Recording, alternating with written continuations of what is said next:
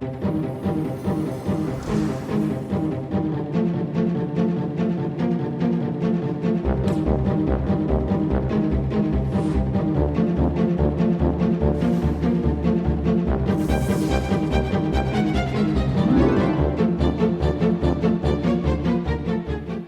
guys, it's Saiyanz.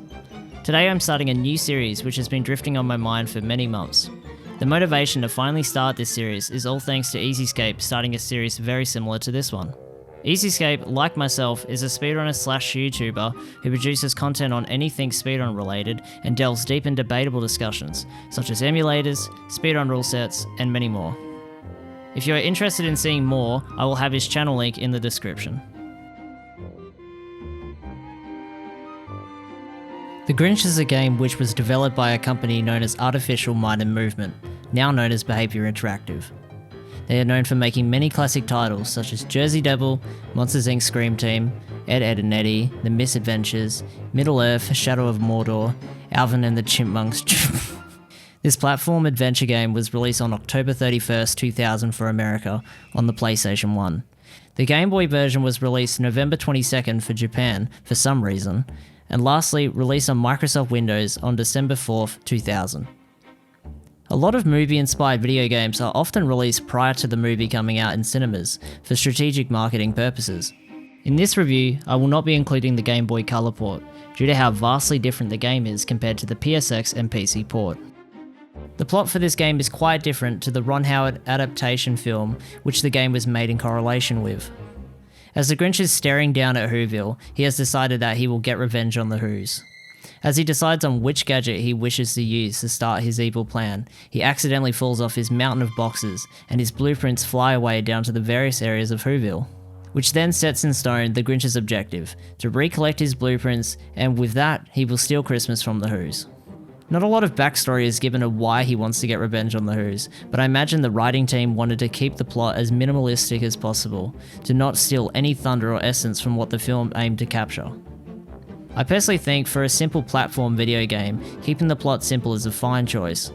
I really love how they did not follow the traditional Grinch plot and chose to go down more of a video game styled plot, which simply outlines the objective of the game right at the beginning. I personally am not one who gets too invested in the plot when it comes to games like The Grinch. I mainly just want to be the Grinch and wreak havoc on the Whos. To complete the game at the minimum requirement, you must complete 3 objectives from every level, and afterwards return to each level and collect 4 out of the 5 sleigh parts to create the sleigh, then defeat Santa. Grabbing blueprints isn't a forced requirement. However, with how the game is laid out, the player is often forced to go through each level and collect all the blueprints and complete the puzzles to get through certain areas, which may require a gadget to proceed through. I feel strongly confident talking in detail about how the game runs, and if the game outranks many other platform speed games that exist. Personally, I find this speed game incredibly underrated, considering how easy it is to pick up and learn. This game is great for newcomers to the speedrun scene, as it is a good way to learn a game and understand the fundamentals of practice, routing, and lastly tricks. There are several tricks and route options you can take, depending on where your skill level is. I will simplify this into tiers. As a beginner, you would mainly follow the Let's Play route for this game, completing the game with the most minimal amount of missions and gadgets, but following how the game was intended and not using glitches or tricks, which may be difficult when first learning the game. We then hit the intermediate stage. This would mainly be for runners who could fully rely on muscle memory based off where to go and what is required. This would be when you would start implementing simpler tricks, such as early post office skip, skunkless Who Lake, electric barrier skip, maxless Who Forest race, and lastly the computer jump. These tricks often save between 5 to 30 seconds, but when mastered, help bring your time closer to the top 3 runners. The final tier I will call Expert. This is where you're deciding to aim for world record in any of the categories. Due to myself and Jumpyluff's hard work on the game over the years, we believe to be able to compete and stand out above the rest, you will require pulling out all the stops and using what is considered to be the hardest tricks in the game. There are several hard tricks I did not cover before or now, but the main 2 I want to look over is early sleigh part and OCD skip.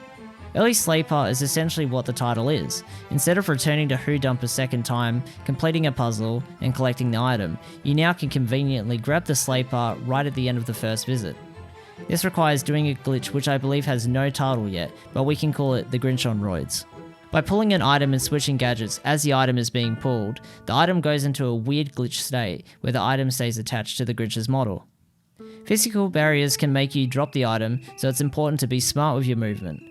Afterwards, you will need to drop the box in front of the wall you will be clipping into. With a precise enough angle, you are able to clip inside and grab the sleigh part early, saving around a minute. This is by far the hardest trick in the game and has made grinding runs for world record a challenge, as it is very easy to create an incorrect angle for clipping. This trick also requires a PS1 memory card. The second trick is known as OCD skip, also discovered by the father of the Grinch, Jumpyluff.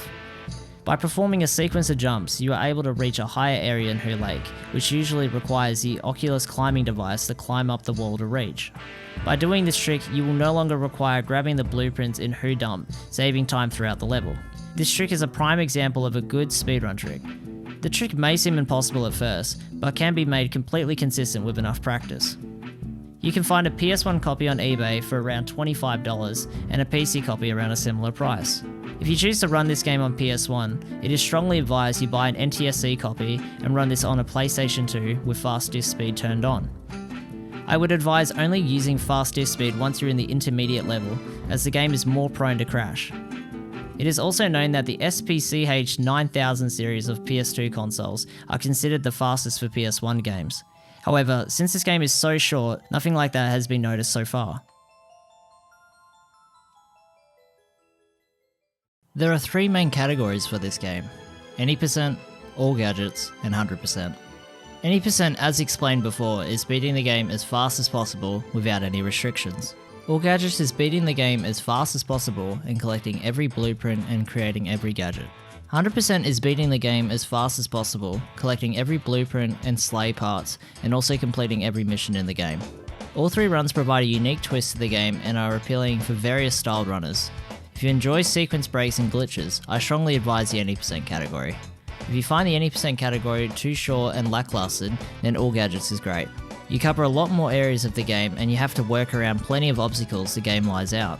Lastly, I have not ran 100%, so I cannot speak from experience, but if you enjoy being a completionist and covering every part of the game and using a wide variety of tricks, then 100% is perfect for you. If you wish to learn more about the game and want to help starting out, I will leave a link to the leaderboards and the community Discord on screen and in the description.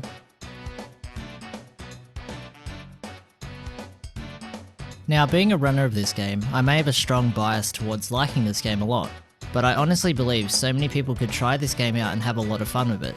Sure, it may not be anything like Celeste, Spyro or Mario in terms of speed tech, but I think comparing against those games, it offers a simpler learning curve. Hey, some people like simplicity and some like crazy out there things, and that's totally fine, but due to how easy it is to pick up and learn this game, I will give this game a 7 out of 10. Maybe I should find a better way to summarize these games in the future so I don't get mauled by each community.